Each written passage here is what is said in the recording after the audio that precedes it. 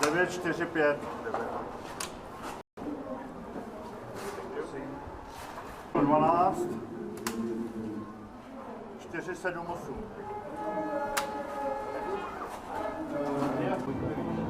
12. 4-7-8. 5-2-2.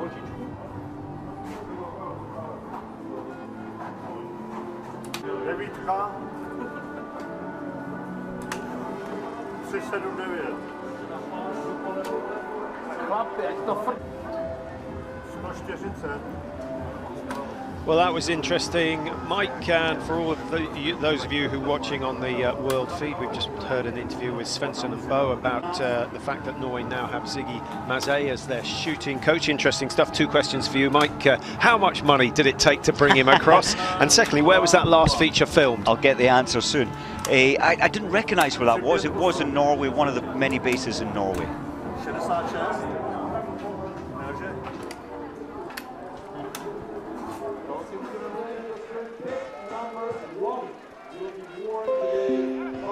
Well, the athletes still going through their warm-up, rifles being checked. Is that a hit or a miss? It's not been hit quite yet.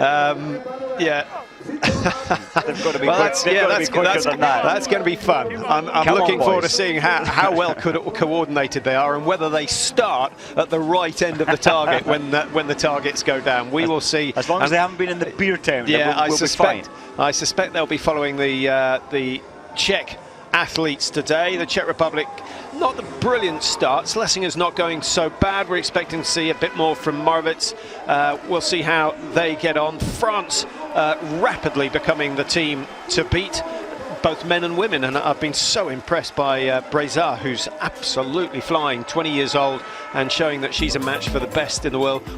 I'm not sure she'll keep that speed going all the way through the season, but she's shown what potential she has.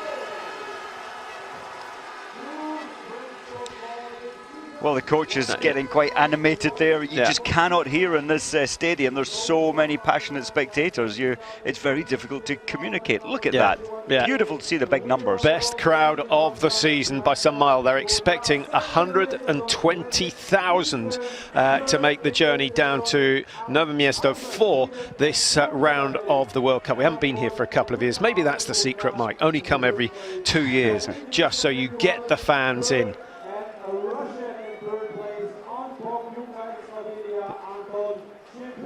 The start is due in 5 minutes' time, and the first man away is going to be Artem Prima of Ukraine, who goes ahead of Uliana Bjorndalen.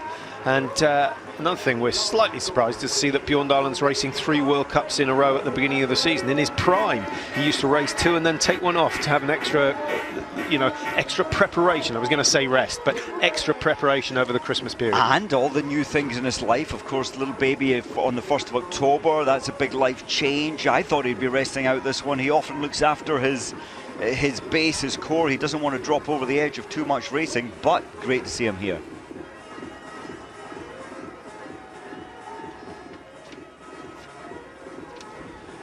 Well, we're not at altitude, as we effectively were at Pachuca, but the tracks here are not easy.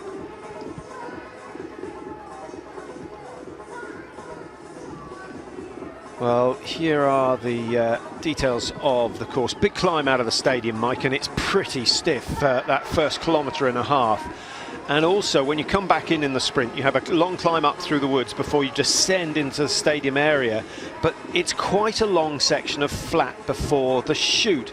So you don't get away with cruising into the range. You have got to keep the pulse up. You've got to do some work, or you're going to lose too much time. Very much. And out on the hill, when they go under the road, leaving the stadium, under the road, those triple climbs, I should say, they're really severe. They're really steep, but you get a little bit of recovery.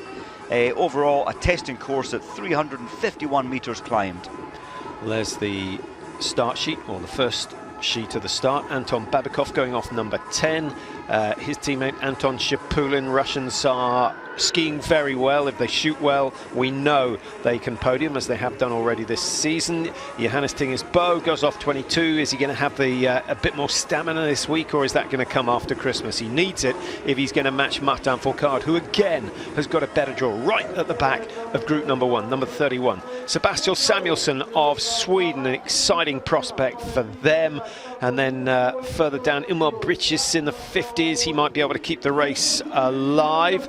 Scott Dixon going number 70. He needs a better race than he had here last time. Finished down in 90th with, I think, 5 misses. So if he hits all the targets today, Scott's certainly capable of getting in the top 60. And that has to be the aim. It is, it absolutely is. He's desperate to do that. Let's hope he can keep it together on the range. It's not an easy task with the field being so tight. Again, Mike, the big names all going early on. Very few have gone for Group 2. Eric Lesser's in there, Granichev is there. Well, it's a fantastic atmosphere, and they've done a couple of things right, Mike. One, we've already mentioned the fact that they only race here every couple of years, so it's an exciting time. Nowe Mesto's not a big town, but they are passionate about it. Not so far from Prague, easy to come down to Prague, watch the races, go home again. But for me, the key is a night race. Everyone's finished work, the lights are on, the tracks look fantastic, and the atmosphere is just electric. They do it so well. And when the World Championships came here, the spectators didn't really know what to do. They only shouted or praised their own athletes initially, and then they were encouraged that, look, it's okay to be happy for everybody's success. And they've been passionate, they love it, they love shouting, they love singing, and it's a great location. And the beer tent. The trouble is the infrastructure, the roads are a little narrow around here, so even for the athletes to get to the venue, it's all pretty clogged up prior to the race and after the race. Yeah, what are we, sort of 7-8 Ks outside Nowe Mesto itself? It's a fair distance. Yeah, but remember the World Champs, the buses, the traffic, yeah. Really difficult.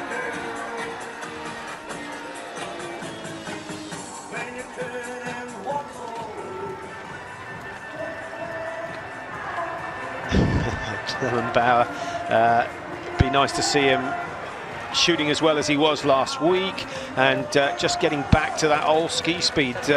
Seems he's sort of got the shooting together. He had a couple of impressive races, Mike, and it's strange how the ski form has deserted him at the moment, but maybe that's coming later in the season. But isn't biathlon, it's quite strange. The ski form deserts you, but the shooting's good, and then often when the ski form is great, the shooting is bad, and that has been, sadly, the story of Clement Bauer's life. But he did miss, he did hit all 10 last week and finish 12th in the sprint. Great result. Svensson looking strong this year. He looks a little hungrier than he has over the last couple of seasons. 31 now, maturing certainly. I think Mazet has been really good for Svensson. Yeah. He looked a bit apprehensive to begin with when he first heard the Frenchman was coming to train him, but I think he's bought into it. So it's Prima who starts the race, and of course it is the men's sprint. 10 kilometers the distance, 2 shoots to be completed, and Prima, who's had a 20th and a 39th in the 2 sprints so far this year, he's fast enough, but he knows that he needs 10 out of 10 to be a threat. So does Ole Einar Bjorndalen. 5th, 12th, 12th, 7th, 9th. It's not like 95, 96 all the way through to 2005, 2006 where there would have been 2 or 3 wins in that sequence, but it's the best start to the season that he's had for some time. And he has shot, I was going to say, shot clear on both sprints so far, Mike. That's a great start to a season. I'm just thinking the World Championships here in 2013, he finished 4th in this race. Soft snow coming out of the stadium, and that's largely due to the fact that there have been a lot of athletes training in this area. Very much, and they're saying the rainfall which came along on Wednesday, it's all machine-made snow, so it was very much like sugar. It was breaking up. The rain came on, and it really has brought all the snow together, tied it all in.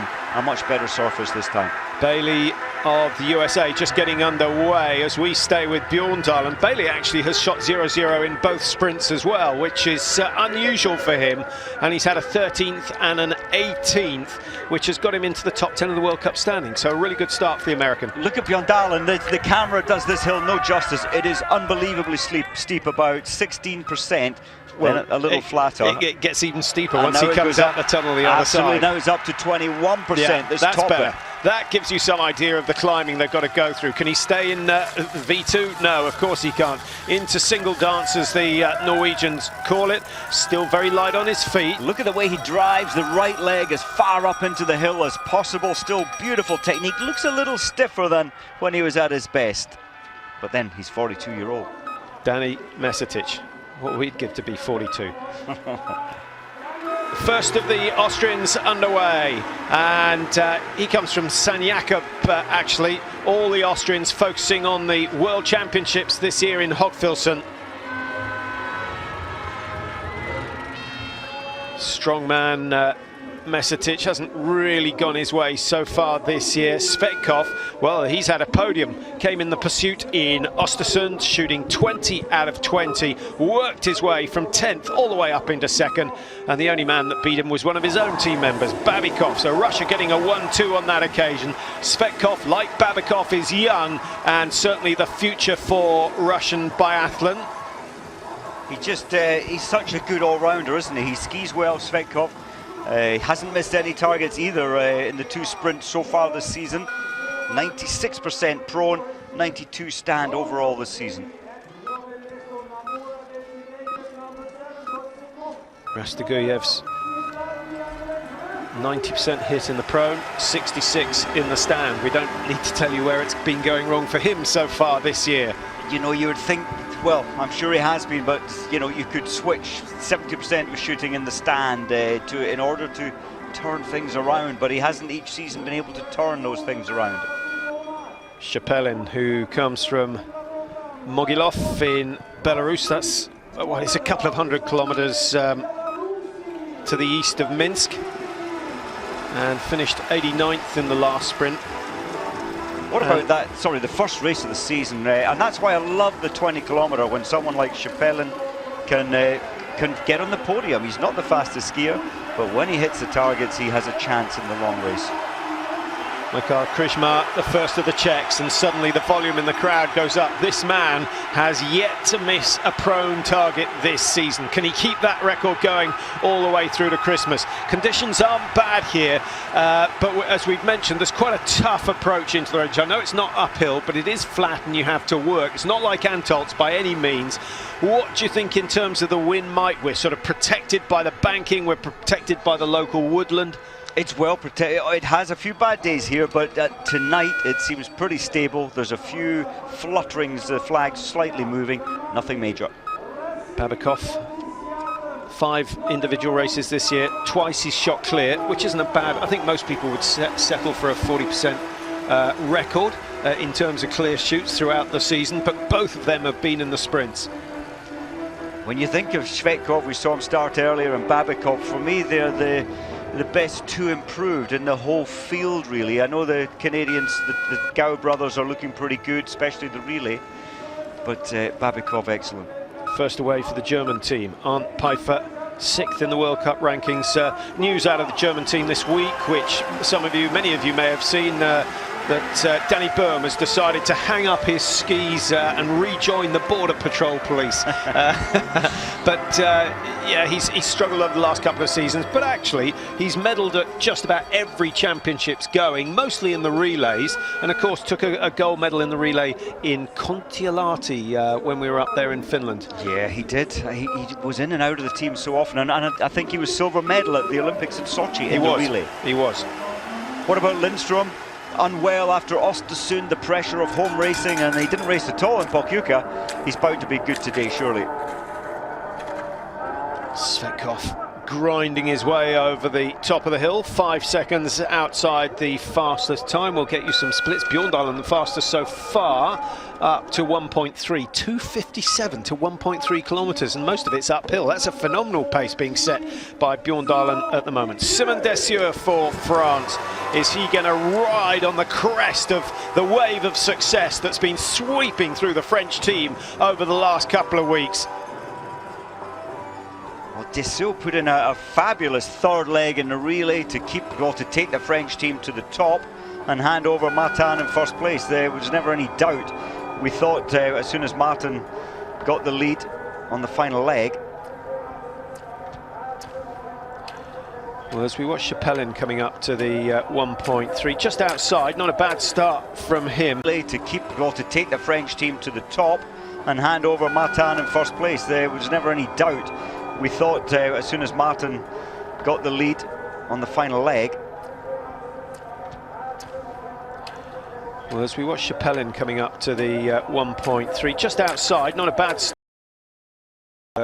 And they're going to look at the report, and then they'll then report to the IBU and make suggestions. So we won't hear anything until that process has been completed. I would like to think that having staged an Olympic Games where there was absolute evidence and reported of the way that it was, the manipulation of samples at March. This man would be disappointed, Anton Chappellin. He's having a good season, lying third in the World Cup standings at the moment. 2 podiums in Pachuca, which is somewhere that he always does well. Resorts that he does well. Svensson almost falls podiums in Pachuca, which is somewhere that he always does well. Antolz, Pachuca, he's like Simon Schemp. Those are the 2 resorts that he does well. Svensson almost falls into the... Chappellin, he's a wiry athlete. He's fairly lightweight for a big-framed guy. And I think he'll perform well here. He had the fastest time in the relay by 11 seconds on Sunday. Well, the early starter, Artem Prima, coming back down into the range. Bjorn Dahlen has he gone ahead of him? I think... Well,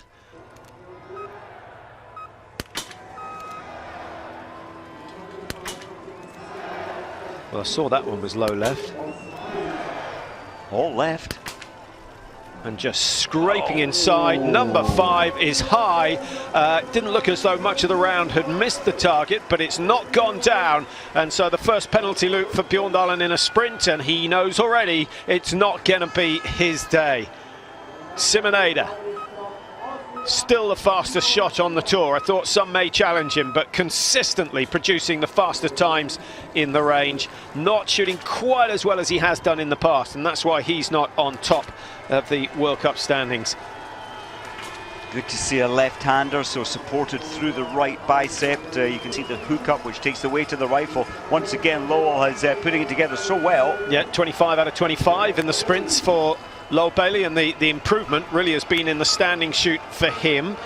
Consistency, serving him well. Can he break inside that top 10 of the World Cup standings? 8.7 inside, and great start for him and the Americans. USA with Russell Currier goes number 78. We don't get to see much of him, Mike. He generally starts in Group 4 when the conditions are tough. And it was interesting on Sunday, the Americans didn't put a relay team in, and that's because they're missing Leif Norgren, who had a bizarre accident just before flying over to the World Cup in Sweden, where the big treadmill, he was doing intervals on the treadmill, and it was dropped on his foot. When it was hydraulically lowered down, bizarrely, he got his foot underneath, and it broke his big toe. It was a very bad wound. But he did race up in Östersund in the mixed relay, but he was in agony. So back to America, got it operated on. Well, that's partly why they didn't race. I had visions. I can think of worse things happening on a treadmill, with the thing getting out of control. Or well, he's roller skiing on the treadmill. It's difficult to control it. Mesitic leading. Good start from Danny Mesitic, and he needs exactly the same on the second shoot. And again, Mike, with the toughness of the course here, you've got to save something for that last lap. You can lose far more than you can gain by pushing hard on laps 1 and 2 if you overcook it. Svetkov will know that, and it's competitive. He's going to be within a couple of seconds either way. And he's 3.1 outside. Good start for Svetkov, and quite a large number of Russian fans in the stadium today enjoying that start. Mesitic leads for Austria. A wonderful start. Svetkov, he's just an amazing biathlete. He's just got that beautiful mentality where he just lets it flow, doesn't overstress, and he so often gets the targets down. Now Krishmar is coming in. We will certainly hear the results of his shots.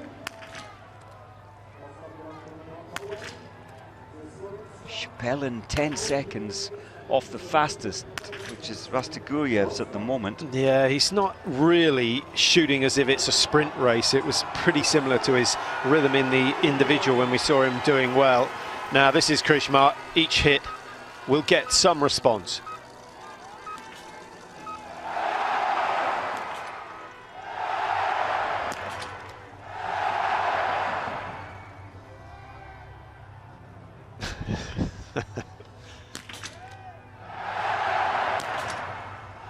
Down it goes. Good start under the greatest of pressure. That is not easy.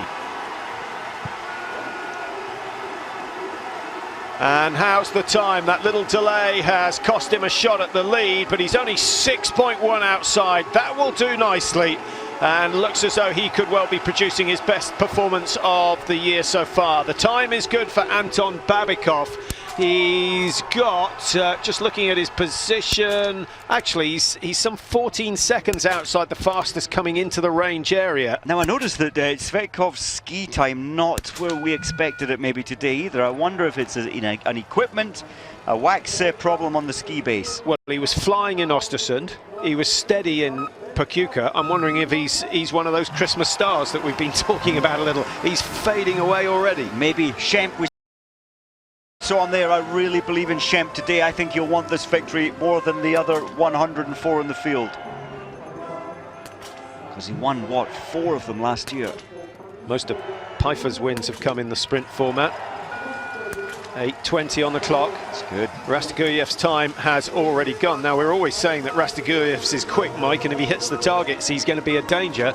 He's gone out with 5, 8:20. He's 6 seconds ahead of Krishmar. Mesetic in third. Pfeiffer goes into 4. Bailey of USA, 5, 11.3. Cvetkov, Bjorndal and Shpelin making up the top 8. Freddie Lindstrom. Oh, an expensive miss from him. That would have been within 4 or 5 seconds of the race lead. But now he has that 150-meter penalty loop.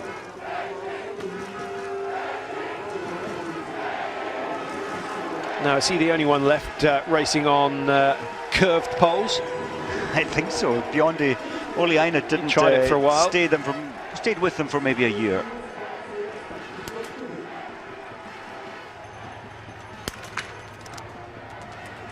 Well, just so, his ski pace has deserted him compared to what he did on Sunday. He's 20 seconds off the pace. But he's pulled a little back on the range. Well, he's still going to be 15 or so outside. Even more than that, 16.7, the margin. And Simon Dessieux will be a little bit concerned when he hears that, and maybe Martin Fourcade has seen that, and he's hoping it's not to do with the ski preparation, although I suspect this man's skis get #1 priority. Generally, Mike, they'll select some skis for the race and then have, what, 2 or 3 pairs fully primed, ready to go, and the choice will be made some 15-20 minutes before the race. Yes, it's very small margins, and the athlete, in the end, makes the decision. The coaches may whittle it down, as you say, to 2 or 3, but in the end, the athlete has to be happy with the skis he selects. Did you test in speed guns or by feel? Both. The speed guns were all the rave, weren't they, for a while, but it didn't really give a comparison when you're only travelling at 15 kilometres an hour. In the races, you're averaging 24 kilometres an hour. Oh, he's lucky. And you're on 1 foot most of the time. Yeah. Well, that shot missed by more than Bjorndalens, but it's gone down. So like the gods are with Anton Shpelin. Rico Gross just says that's part of the game. Some you win, some you lose. 2.4 inside. And Shpelin, who got 2 podium finishes in Pachuca last week, could be on his way to another one. That's a tough time that he set. Dominic Vindish, best of the Italians, I think, with Lucas Hoffa still very wayward in the range. But they're both, when you give them 3 spare rounds in a relay, they're both excellent. They were in the top 2, top 3 in the relay after the first 2 legs. But without the spare rounds, they tense up. They go tight on the rifle. A little bit of over-trying often does not work. Routines, breathing, and if possible, a bit of relaxation through the rifle. Simon Fourcade not really paying attention. That could have been an interesting situation, but he's got away with it. He's on mat number 3, and Simon, who's another man having a much better start to the season than we've seen for a while, 14th in the World Cup standings. Now, if he misses 2, he'll be out of the running, but if he hits all the targets, he could be back in the top 10. Simon Ada, top right-hand corner of your screen. Look how much quicker Ada gets through the targets. 4 down to Fourcade's 1, 5 down to 1. Well, that's a great shoot. And he's going to be competitive. He's got another 15 meters or so to go, so just outside Shapulin's time. And Austria are back in the top 3, this time with Simon Ada. So we've got Shapulin, Rastaguyev's Ada leading here in NOVE MESTO. Krishma, Mesetic are 4 and 5. And then Pfeiffer is 6, Bailey with a clear shoot 7. The top 11 athletes have all shot clear. Those who've missed: Bjorndalen, Lindstrom, Chapelin, Prima, Babikov. Babikov missing 2 incidentally, and Koiv of Estonia somehow has missed 4. Oh, good news for Norwegian fans, Bjorndalen fans. Bjorndalen has managed to get all 5 in the stand. Oh, and from bib 2 he's gone out in first. Ooh, there's a surprise. I was just picking up on, as we watch Johannes Tinges Bø, Mike, Martin Fourcade, a couple of seconds off the leader's time at the top of the climb. That's exactly what he did in Pachuca, and then went on to win with a devastating final lap. He's kept that last lap. Oh, I was just going to comment before that shot there that I think what Mazet has done to Johannes, he's controlled his thinking a little more.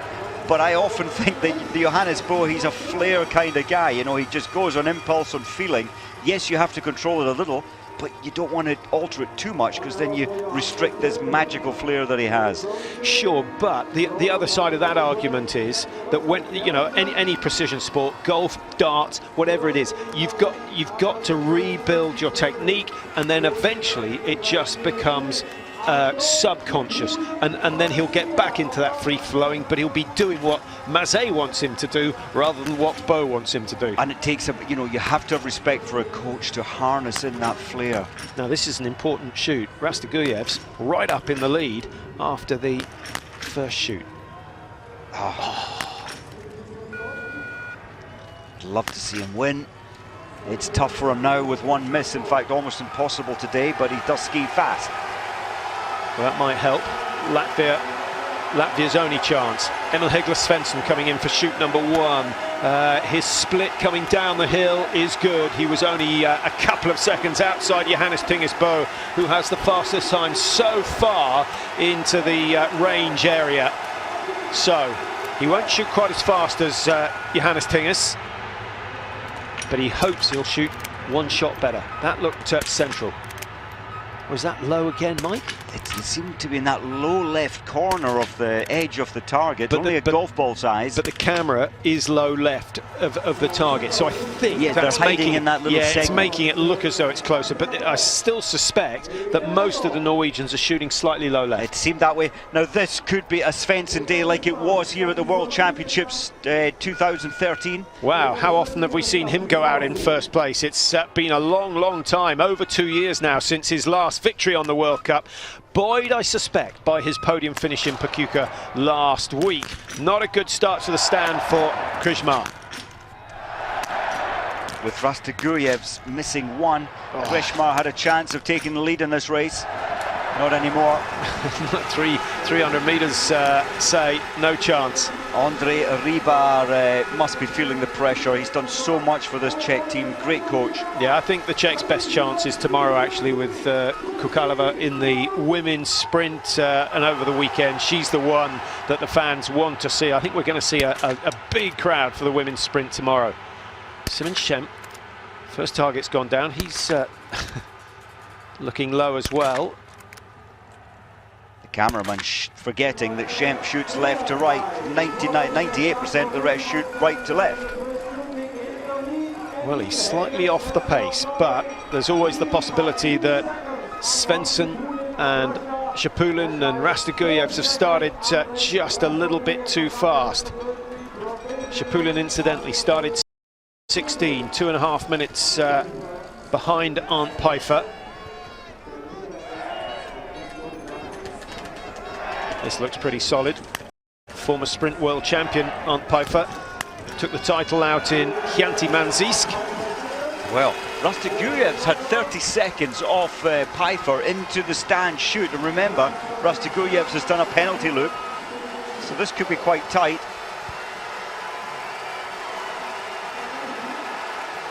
That's a significant margin considering Rastiguyev's has done a loop. He is on good form, there's no doubt about that, Mike.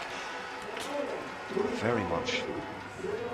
I think Benedikt Dahl has had a really good, strong start to his season.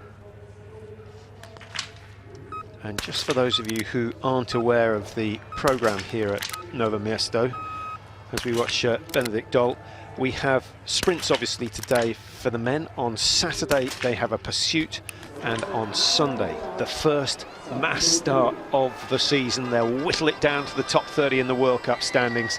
Well, Dahl was 4th in the first sprint of this season up in Östersund. Missing 2 now, he's out of it. Martin Fourcade coming into the range. Amazingly, he's just snuck ahead of Johannes Tingis Bo. The margin half a second, but Bo has missed a target. Fourcade so far is clean, and he keeps it clean. So another 5 out of 5, and he is looking to do what I think no one else has ever achieved, Mike: win the first 3 sprints of the season. Bjorndalen, Fischer won 2 on numerous occasions. Fourcade can make it 3 if he wins here today. 2.3 inside.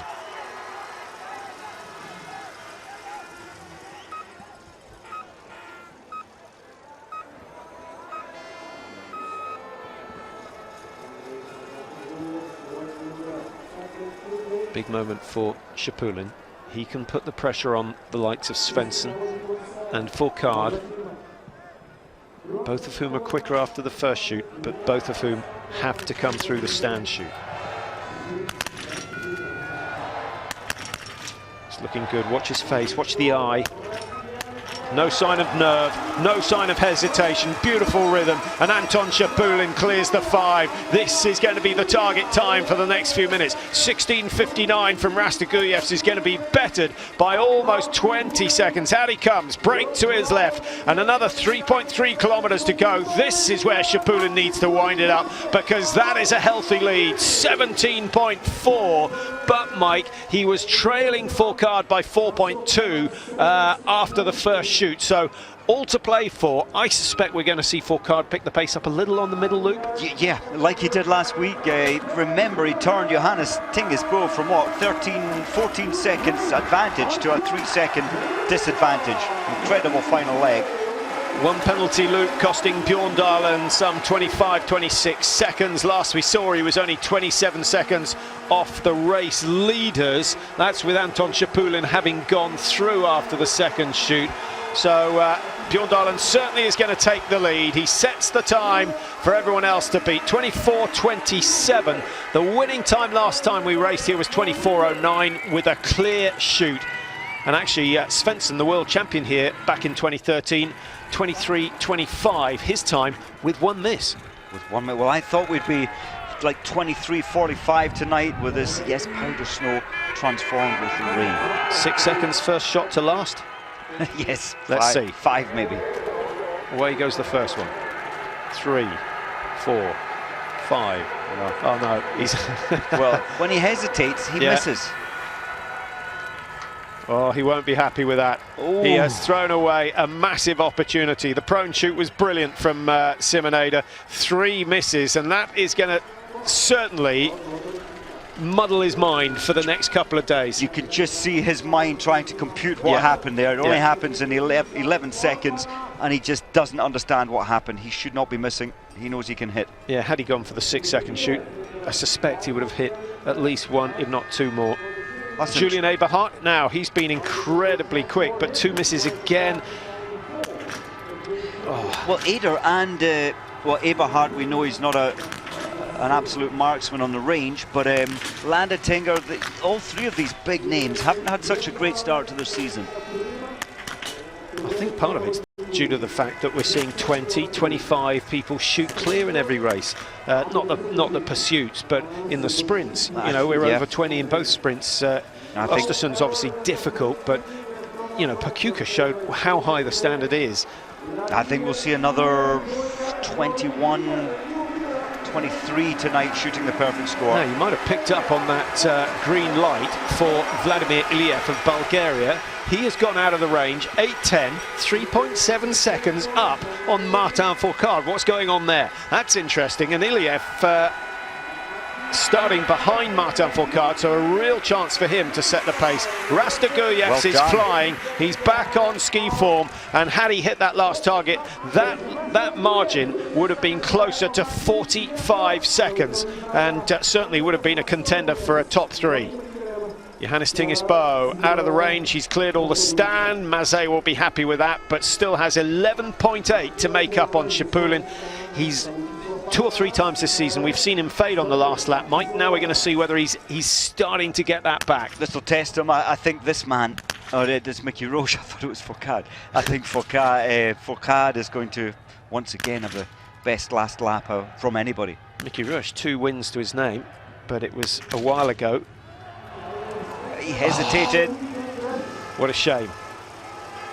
16:57.58 would have been a really good time. Now the chance for Svensson. Can he get his second podium He's only, of the season? He's only 1/10 of a second behind Rastagurjevs when he came in, who was 7 seconds ahead of Šepulin. And then missed the target. Minimal movement. It looks good. Needs the rhythm on shot number 5. No, he broke it and he's missed it. Can't make that up. Yeah, it was a thinking shot.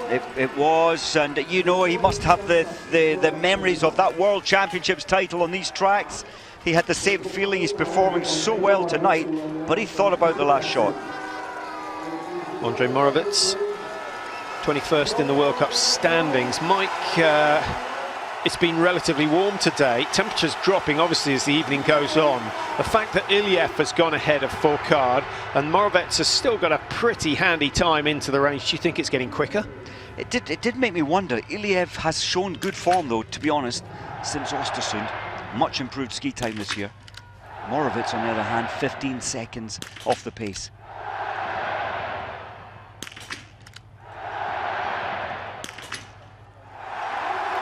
Nice shoot. Excellent. And the crowd enjoying that one as we see Arne Pfeiffer come for home. 24.04 can't be beaten, and he's 15 outside despite the fact that he skied 150 meters less than Rastagurjev.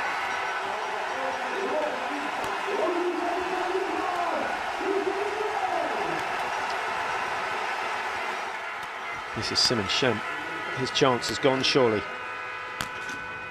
And actually, even with all 5 down, he would have struggled to match Šepulin, who's on his last lap. Well, I thought Schempp was getting his magic back, but the ski pace not quite there, and often you need your best form to be able to recover quick enough in order to settle to hit these targets. Mike, just going back on the point of the conditions as we watch Schlesinger, there'll be good response to his shots if they're successful ones. We've got number 42 Semenov, who's in the 7th fastest position after shoot 1. We got Wiesner of Switzerland, who started 36. There are some late starters who are much quicker than I was expecting. Well, the temperature, maybe it's dropping. What a pity for Schlesinger and the Czech team that he missed 3 out of 5 in the prone. It's not easy at home. Great memories of the mixed relay that got the bronze in when they had the World Championships here. I think it was the opening night, just the way we wanted the championship to start, and as a result the stadiums were packed all the way through those championships. Just as we're watching the shooting, Šepulin out on the track is really pressing the pace. He's pulled 4 seconds back off Rastagurjevs. More. 5 out of 5, and it could be win number 5 for Fourcade for this season. Take his tally to 54. He's got 10 seconds on Šepulin into the range. There was a little delay. but the reflexes are good. There's the first miss. Now he's going to have to ski himself to victory if he wants to make it 3 sprint wins out of 3. Shapulin doesn't know anything about Fourcade's shooting. He's got himself the fastest time, 23:49. Is that going to be enough? Well, with Martin missing that one target, it opens the door. I think it really does open the chances of Shapulin winning. Well, the fastest after shoot 2, Shapulin, Bo, Svensson. Remember, Fourcade was 10 seconds clear of Shapulin coming in. Well, it wasn't a slow shoot by any means, but he should be at least 10 seconds behind. What's the margin going to be? 12.6. Fourcade into 3rd, and separating Fourcade and Shapulin is Johannes Tingis Bo.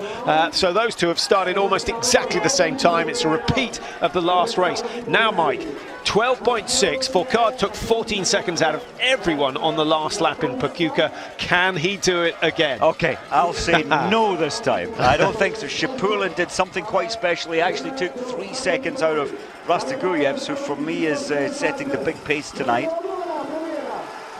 Good to see Sukuk back. He was demoted to the IBU Cup, but racing much better at IBU Cup, being promoted up to the World Cup. Yeah, not a good start from Sukuk. He wasted a second and a half just getting off the line. Of course, big mountain bike crash. When was that? 2012, just before the World Champs, and then he's fought so hard to get back. Well, it was a helicopter job. They thought he wouldn't train again. He's come back well, bust his elbow. Yeah, it took a long time to overcome that injury. Didn't Fourcade break his arm once? It was Poiré, wasn't it? Well, fell off his motorbike, and he lost about 2 centimetres in the length of his arm. Didn't seem to slow him down too much. Now let's get you some times on the tracks. Out on the track, remember, Bo is in 2nd after the second shoot, 11.8. He's closed that only by 2 seconds on Anton Shapulin as we watch Fillon Maillet. Well, out on the track at 7.8, Svensson has turned around Shapulin's time, or should I say gained some 7 seconds on the track to 1.8 kilometres out from the range. Wow, well, it's nice to see. We need another man in the equation in terms of challenging for wins. It's really been about Johannes Tingis and Martin Fourcade over the last season and a half. If Svensson is on his best form, he's certainly a potential winner. Simon Schemp is in there. Other regular winners, Anton Shapulin. So we got 4, 5, 6 men who will be heading to the World Championships this year, thinking that gold is very much a realistic prospect. I think Eberhard's shout there is frustration, and missing 3, and he's only 30 seconds off the lead time. He's a big man. He's strong. He's fast. He's like lightning. Yeah, he just hasn't got the shooting together so far. Johannes Tingis Bo into the finish. Again, starting ahead of Martin Fourcade, so he doesn't know what he's got to do to get himself on the podium. Still lying in 2nd after the second shoot. He's 8.9 behind, only claimed 3 seconds off Shapulin in that last lap. He needed more. Svensson has pulled it back to 6 seconds at 9.2. I think the 800 metres left are too easy to pull that 7 seconds back. Yeah, but you're missing one very important stat, Mike. Martin Fourcade, after 7.8, has got it down to 4, and on this split, he's down to 2.3. Shapulin's chances have gone from 99% down to about 1%. Martin Fourcade, you know, he can achieve the impossible. He can alter his pace. He can change his pace anytime he wants. He's a unique biathlete. Again, Mike, a slow first loop by his standards. How important is that? Why isn't everyone else learning? Here's the man who led after the first shoot. In fact, he still has the fastest time after the first shoot, but with 1 miss in the stand, that demotes him. Is he going ahead of Svensson? Well, can he pull that time back? Well, 14.8. If he hasn't given it everything on the first 2 loops, then maybe there's a chance. The snow's getting deep on the corners at the bottom of the steep hills. Svensson. Yes, Svensson grimacing there. We don't often see that pain. He really thinks he can win this one. Well, it's not like the sprint finish that he won against Martin Fourcade here in the World Championships. 23:49. He's missed out on Shapulin's time. That's a little bit of a surprise. And he finds himself 4.8 outside. He's pushed Johannes Tingesbo down into third. Bo is likely to be off the podium. Svensson's likely to be pushed down to 1. The latest on Martin Fourcade, we saw him at 7.8. We're hoping for another one at 9.2. I suspect the light is going to be green when he goes through there. I think so. It's going to be green by, what, 4 seconds? 3-4 seconds. But actually, Mike, his best chance of pulling the time back was on the climb out of the stadium. That's exactly what he did. He took 8 seconds out of everyone. It's not so easy to gain time on the downhills, but there is that long climb up behind the stadium before you turn left and come back down into the finish. Yeah, hopefully we'll get a chance to see that, because Svensson struggled a little. As you said, that corner is breaking up. It's becoming very loose. And we'll see Fourcade take it. Is it going to be green? Is it going to be red? 21:49. He's still just outside. 800 meters to go. How quick was Shapulin in the finish? Did Shapulin know how close this race was going to be? I suspect not. The advantage surely has to be for Martin Fourcade, looking to make 3 sprint wins out of 3 at the beginning of the season and head into the Christmas break with a lead of over 100 points in the World Cup standings. Look at Shemenov's time. It's good, but his ski speed maybe not quite good enough to win this one. Second place, 9.1. Not good enough to win. He might not be quick enough to finish on the podium. I'm just thinking, if your name's Martin Fourcade and you've told you to pick up 0.6 of a second in the final 800 meters, surely he's going to achieve that. Yeah, and there are plenty of French supporters out there on the tracks. The crowd trying to keep half an eye on the Czech athletes. They're also trying to keep half an eye on Martin Fourcade to see what he's done into the finish. Shapulin, Svensson, Bo, the top 3 at the moment. 23:49 is the leading time from Anton Shapulin of Russia. And Martin Fourcade yet to come in. It's only going to be 30 seconds or so as we see Eric Lesser on his second shoot, 16:10. Actually, Eric Lesser coming into the second shoot is in 7th position, 18 seconds down, 5 out of 5 and rapid, and he could get himself in the top 3.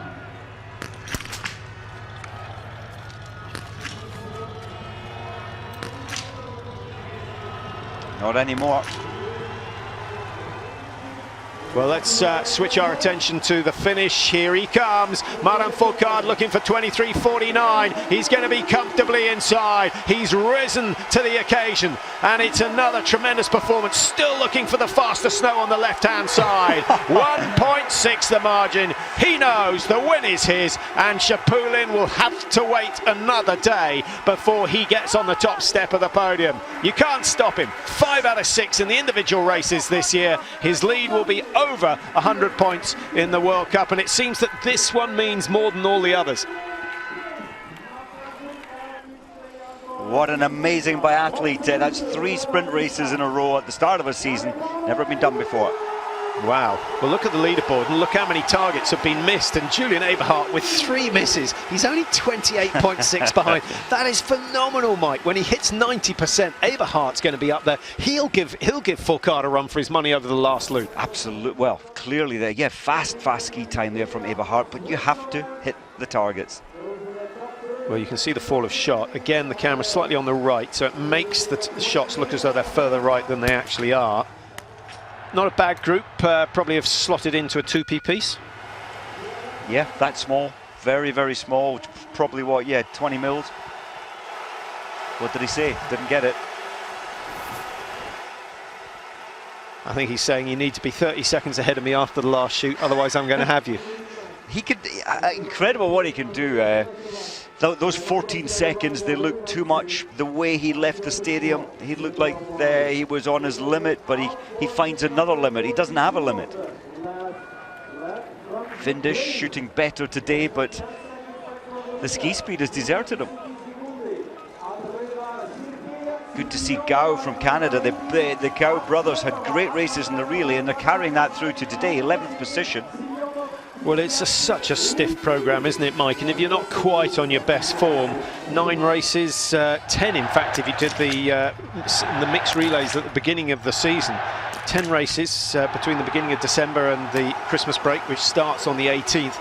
That's a punishing schedule in an endurance sport. Oh, it's incredible. With the travelling as well, remember the long journey down from the middle of Sweden down to Pockuca. The 7-8 hours drive on Monday, mostly for the teams over here. But having said that, it's still a lifestyle that many dream of. It's a wonderful lifestyle, and it's still very much like a family of biathletes that you're living with, eating with, and training with each day. Well, it needs to be. You don't see your own family too often. Beatrix at 5 out of 5. Good shooting from him, but still he's already 15 outside the leading time set by Iliev. Iliev missing in the standing shoot, but he's gone out in 5th position. 38 Iliev started, so should be only a couple of minutes before he comes back down into the finish area. In fact, less than that. And if Iliev has managed to raise his game, he's got bib 38 in the Bulgarian colours. He started a minute and a half after Lars Birkeland of Norway. Iliev still in 5th position, but not far outside Johannes Tingesbo. So I hope he's had a good charge. He might be able to split the 2 Norwegians and push Johannes Tingesbo down into 5th place. That's not a bad run from Birkeland, just looking for his shooting score. He's actually he's down in 24th at the moment, 2 misses, so missing out. Here is Iliev, and just in time, 24 minutes. It's not a bad run at all. Rastaguyev's is pushed down 1, and Iliev slotting into 5th place, and he, like Rastaguyev's, missing 1 target. Johannes Tingesbo is still the fastest of those who've missed, with in fact Svensson's just ahead of Johannes Tinges, isn't he? So the Norwegians not quite accurate enough today.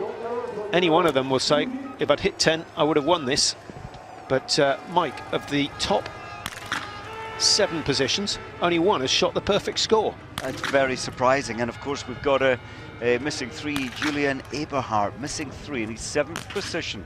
So what do you put that down to? You sort of raise your eyebrows when I said it's quite a hard approach, because it's flat and you've got to work into the... There's no wind to really worry about. There's the huge climb, remember, from when they come back down under the road, and then the climb to the trees before you drop down. Although it's a 20-second recovery, you're exhausted at the end of that major climb through the woods. So it's, although we see the easy part, actually out in the forest, it's been pretty tough to the high point. Finland's Idensalo, 31 seconds outside. Now, Bjontegard. Little change on the horizontal sight. Looked like a couple of clicks anti-clockwise. Now that looked still heading left a little.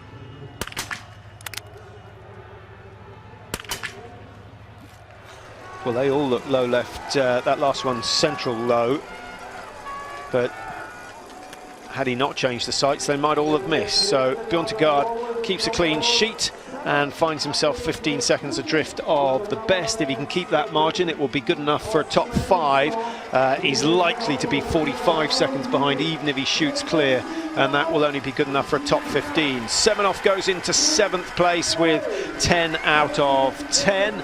And that puts Semenov ahead of Eberhardt, ahead of Pfeiffer, ahead of Svetkov, who looked as though he was going to produce something special today. Andrei Moravec, the only one of the Czechs I can see so far that's managed to hit all 10 targets, and he's coming in. He's going to get a decent finish, and he's going to get a decent start in the pursuit on Saturday. The women racing in the sprint tomorrow.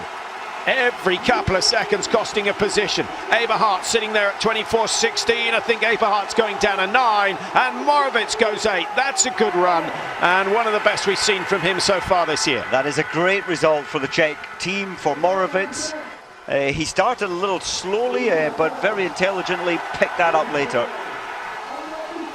Andre Rybar must be happy with that. They wanted at least one top 10. At the moment they've got it. Well, Lindström, I thought that was Lindström for a minute, looks very similar. It's the younger of the two Swedes, Sebastian Samuelsson, who's had a very, very good start to his World Cup career. And again, it's a respectable time. Take 25 seconds off for the penalty loop, and you can see that he's right up there. He's in amongst the big names. He's beaten the biggest of all, Oleinen Bjorndalen, pushed down a 13, and he's so happy. Good. That is so good. Scott was saying that Samuelsson admitted, oh, I don't have much of a social life, I don't have much of a life outside biathlon, but there he's managing to get a top 15, in fact 12th at the moment, only 38 seconds down. What a player. What a find for Sweden. Eric Lesser being tracked by Matti Dorfer behind him, and Lesser's taken a full 2 minutes out of Dorfer. 41 behind the best though, and I don't think the leader's name is going to change. 23:48 looks as though it's going to be the winning time for Martin Fourcade.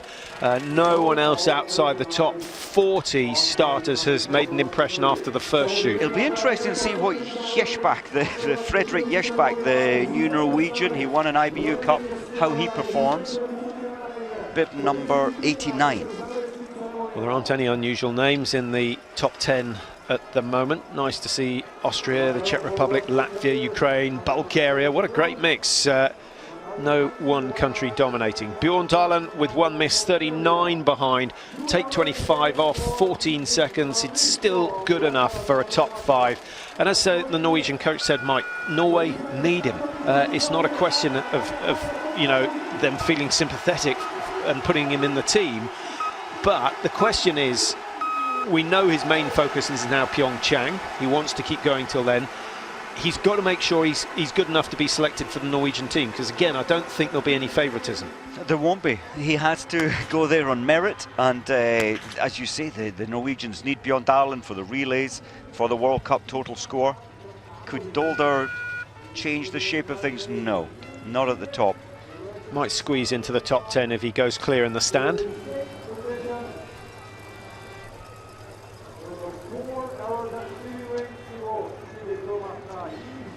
Just as Dolder goes out for British fans, for Scott Dixon, he came into the range faster than he's been in Sweden, much faster than Pokjuka, less than 40 seconds behind, and often it happens. Then he's going to miss 2 in the prone, and that knocks you out when you're chasing for a top result and it goes wrong first time in. Yaliop now for Belarus, and just trying to pick up on which of the Czechs is coming into the stadium. Moravec we've seen with a decent result today. Jaroslav Sukup still out on the course, and the last of the Czechs to start was Lukáš Christian. Here is Sukup.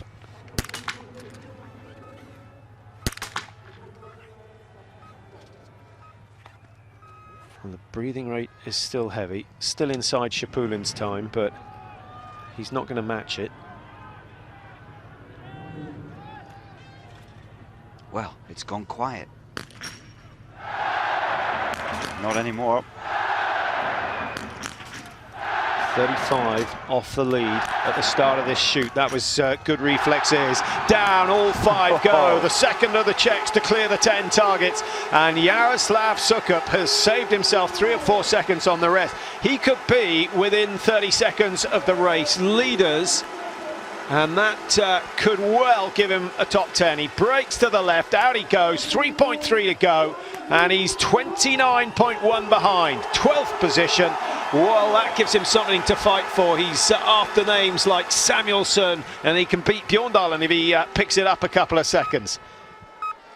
Ginje starting 101, 104 once again on the starting list today, and Anton Pantov of Kazakhstan as the unfortunate man who's drawn bib number 104. Very lonely race in the dark woods as the people begin to leave the forested area. So the last numbers, it's quite a different race for them than if you're in the first group. Well, they're shouting Moravec still, well, position 8, I think he'll hold on to that. What do you think? Sukup has not been on good form. He left the range after the second shoot. And as we saw in 12th position, he's only got 10 seconds to move up into 8th position. Kazuki Ozaki. Oh, that's an encouraging start for him. Now, I know he's some way behind, but the shoot looked respectable. And 41 seconds, if he can do the same, if he loses 30 to 40 seconds on each lap, he's going to find himself in the pursuit. That's the pace that Scott was running at into the range, but you've got to hit the targets. But that's great news for the Japanese biathlete. Quite a tight, quite a strange design of the penalty loop. Hopefully we'll see that again. An awkward one to ski around.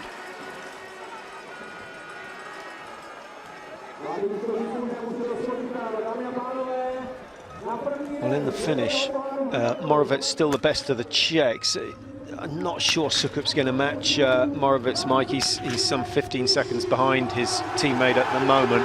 But if we got 2 Czechs in the top 15, I think that will keep the crowd happy. It will keep them coming back for more tomorrow. In fact, it's not going to make any difference. All the tickets are being sold over the weekend.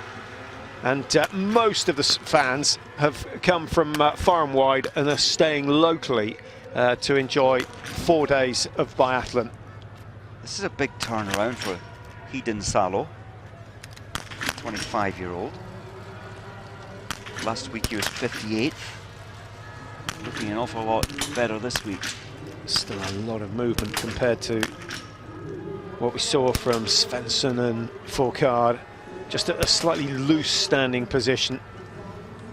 Quite a contrast, Mike, in all the positions. Some are very hunched, others stand tall, some try and get the elbow down, resting it on the pelvis. So many variations. I mean, so many different body shapes, and you know, a lot of it's to do with your limb lengths, how you have to model your position on the rifle.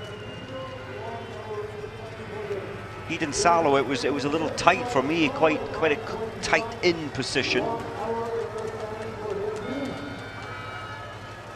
Gets busy, the traffic here, look at that. Oh, nearly. Bjørntegard finds himself on the penalty loop behind one of his teammates as we pick up on Jaroslav Sukup at 7.8. He's still got 2.2 to go. 40 seconds the margin. When he came out of the range, he was 29, so he's lost another 11 seconds.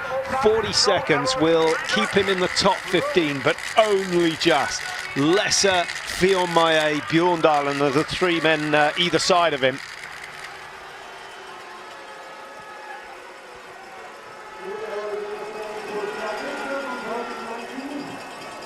Not a bad position to be in, though, Mike. He's going to get some really encouraging splits.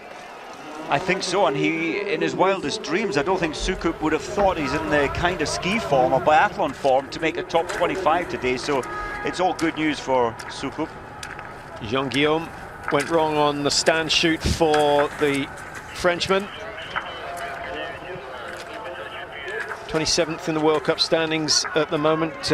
Jean-Guillaume, he hasn't hit all the targets in a sprint so far this year. In fact, he hasn't hit all the targets on any race so far. Well, sorry.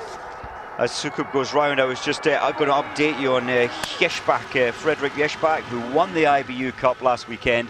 The pressure of his first World Cup race, he's gone and missed 3, but he was skiing like lightning. And maybe the 2 are connected. Possibly. I think we should also mention that Jaroslav Sukup, Mike, his record for standing shooting this season was down below 25% coming into today's race. So the fact that he's shot pretty well is fantastic. Especially with it was so loud and then it went dead quiet. He must have known that 25,000 pairs of eyeballs were watching him. Well, there's the order after the second shoot. Shapulin, Semenov, Bo, Fourcade. The order at the finish: Fourcade, Shapulin, Svensson, Bo, Iliev. So things taking a big twist later on. And Semenov started 42. So he was one of the later starters. And lying in 7th position at the finish. So it was I think the pacing was slightly off for Semenov of Ukraine. Good shooting, but just needed to control the pace on that first lap, and then I think he would have got a faster time, to be honest. Sukup on his way down towards the finish. It's been a good race for him.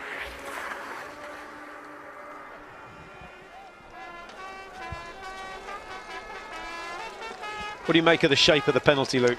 Yeah, it's quite awkward. So you've got a good pace coming into it, and at the top, onto our right, they're taking it very wide to allow themselves a good line coming into that difficult final part.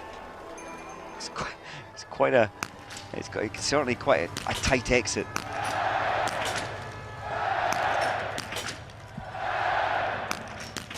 Well, this is a potential top 15 for Dolder.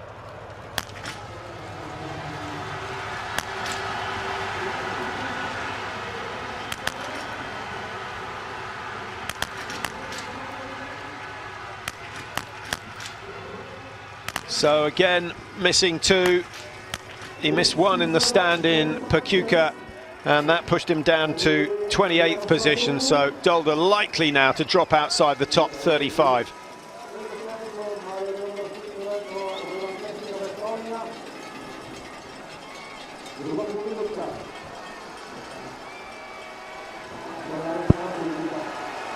Well, Sukup's been pushing hard on this last lap, 40 seconds behind when we last saw him.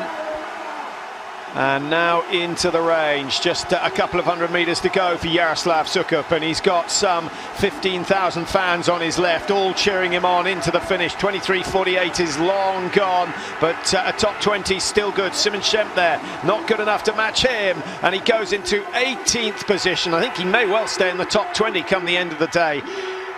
On the positive side, great shooting. On the negative side, he's shot clear and he still can't get in the top 15. Quite amazing, isn't it? But remember, he is the man who's been off form. He was sent back to get more races at the IBU Cup, and I think it's a great return to World Cup racing.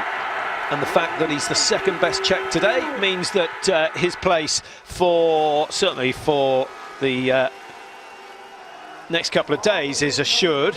But it should stand him in good stead for the 3 rounds of the World Cup after Christmas. And imagine if, you know, when he analyses it tonight, he'll say, well, if I were 20 seconds faster, he'd have been 8th. So, you know, he's there or thereabouts. 20 seconds, 2 seconds a kilometre. It's not a nightmare amount of time to pull back.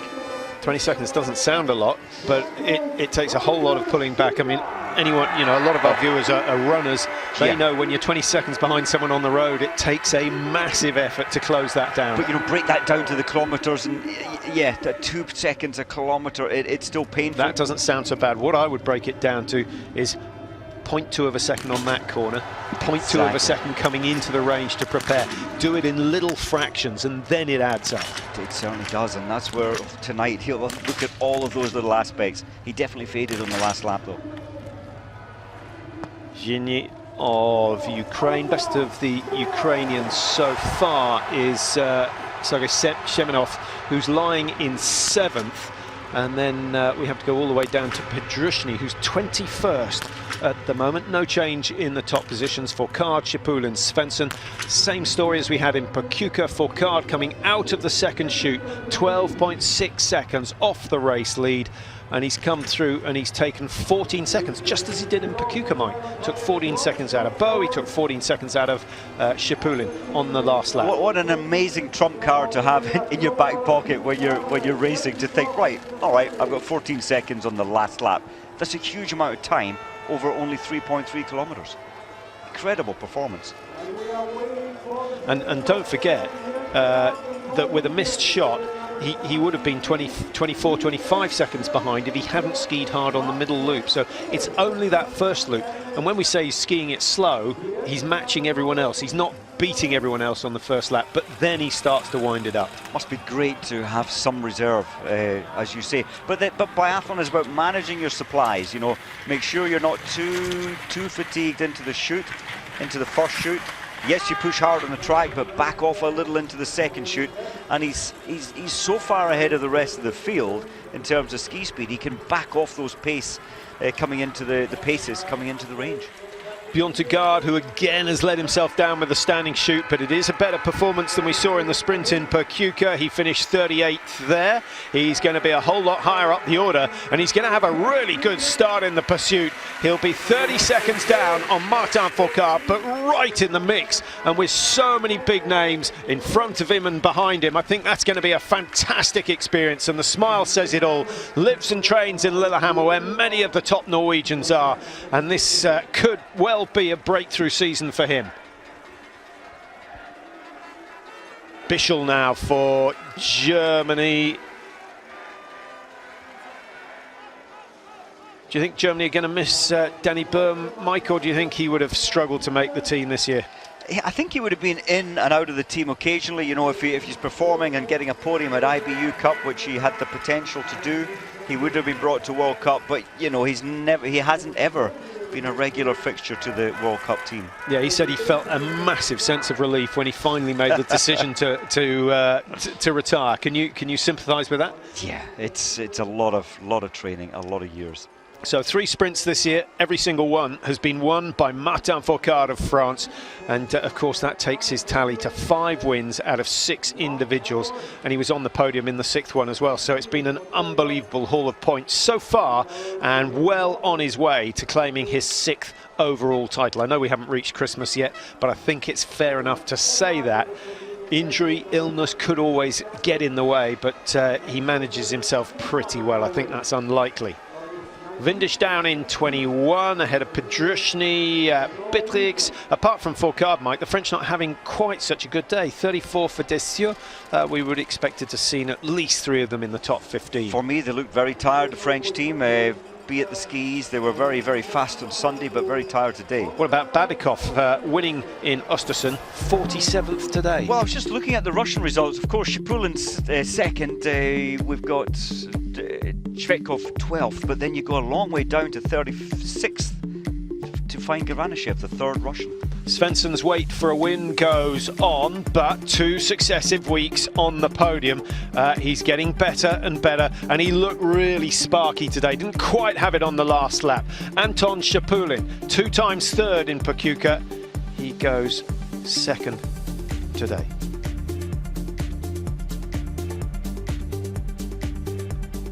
Shapulin, he'll get a win, but he's already given away too much ground to Martin Fourcade in the World Cup standing, so maybe his attention will switch to the World Championships in Austria. Fourcade really elated with his success today, Mike. You know, he was delighted with his performance on that last lap. You know, his expression at the end of the race, it was almost like the day that he won his first World Cup, 53 victories earlier. Quite amazing. It means so much to him. And I think he thought it was almost impossible himself to pull that time back, but he achieved it. You mentioned Svensson. I think Svensson will look at that result tonight. He's only 6 seconds off Fourcade, shooting the same score. Svensson has got to be building confidence all the time now. Yeah, what a battle we're going to have in the pursuit, particularly if Fourcade misses a shot early on. No. Slot-ins of Latvia. Needs to be careful. There's a blockage there. It's okay, he's got it forward. Maybe he's had a fallout there, and that sometimes you get ice in the chamber and the bolt doesn't go all the way forward.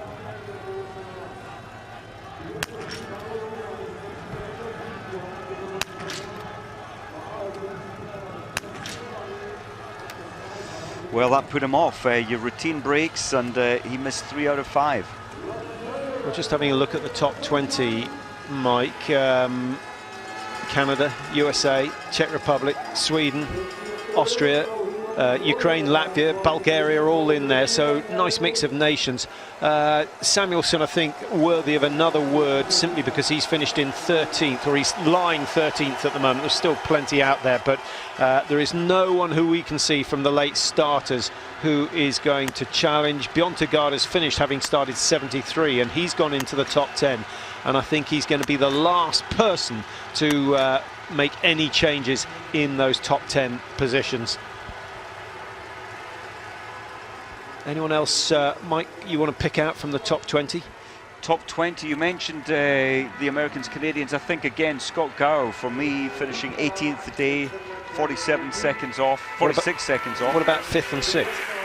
5th and 6th, Iliev, Rastiguriev. Yeah, lovely to see Bulgaria. Very poor team in terms of backup and support, and the same with Latvia, Rastigurievs. Yeah, it's brilliant. And the fact that they're only 15 and 16 seconds behind the leader.